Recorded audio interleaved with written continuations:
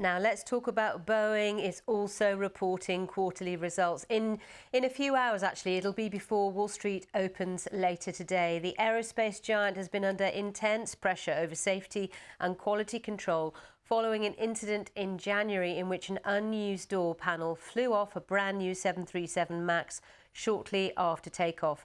Boeing shares are down by a third since the start of this year, and it's now hunting for a new chief executive. In the last few hours, US regulators say they're investigating claims by a union that Boeing retaliated against 2 employees who raised concerns about other Boeing jets. Theo Leggett has the details. A terrifying moment for passengers and the start of another turbulent period for Boeing. No one was seriously hurt when an unused door fell off a factory-fresh 737 MAX in January, but it could have been much, much worse. Investigators said bolts meant to secure the door in place did not appear to have been fitted. The affairs forced Boeing to cut production and put quality controls at its factories under a harsh spotlight. But questions are also being asked about its corporate culture, and not for the first time. 5 years ago, 2 Boeing 737 MAX planes were lost in separate accidents in the sea off Indonesia and in Ethiopia. 346 people were killed. The immediate cause was badly designed software, but Boeing faced widespread accusations that it had put profits over passenger safety. This man, Chief Executive Dave Calhoun, was brought in to put things right.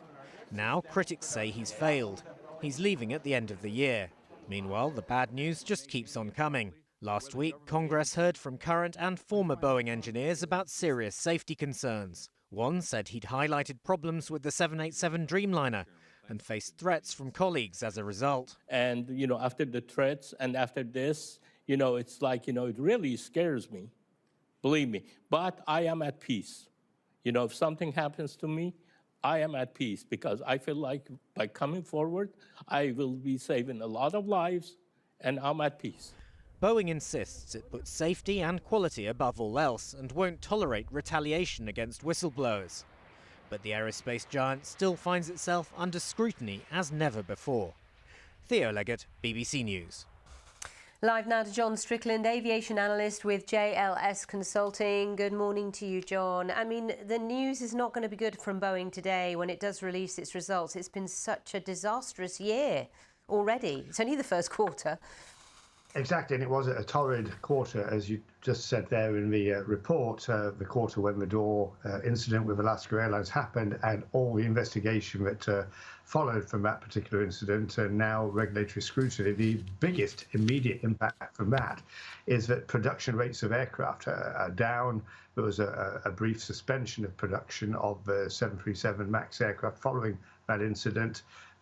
Inevitably, that means that it feeds through to reduced deliveries, probably well over 30% less aircraft. We have the news flow from whistleblowers widening the net, so to speak, in terms of scrutiny of Boeing to the 787 and the upcoming 777-9 program.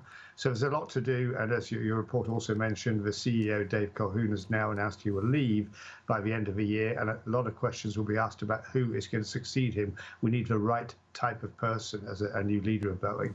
Yeah, and there's been a lot of conversation about that and analysis on that point. Are you hearing anything on the grapevine about who's sort of in the front running for that job?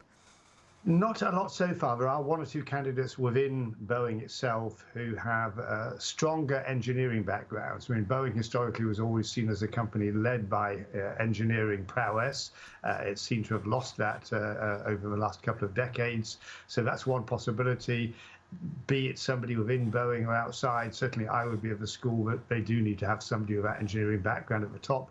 They need somebody equally who understands the industry, so that maybe makes it more likely to be an insider. But they have to get the focus back fully on quality and most of all win the hearts and minds of the workforce. The workforce could in many respects be aghast to hear the company saying it espouses quality and focus on safety, but wondering, is that truly the process that we actually follow in day-to-day activity and running the business? OK, we've got to leave it there. But thank you, John, for telling us what you think about Boeing. John Strickland there. We will be across the Boeing results when we get them. It's such an important day for that company today that they can bring back confidence.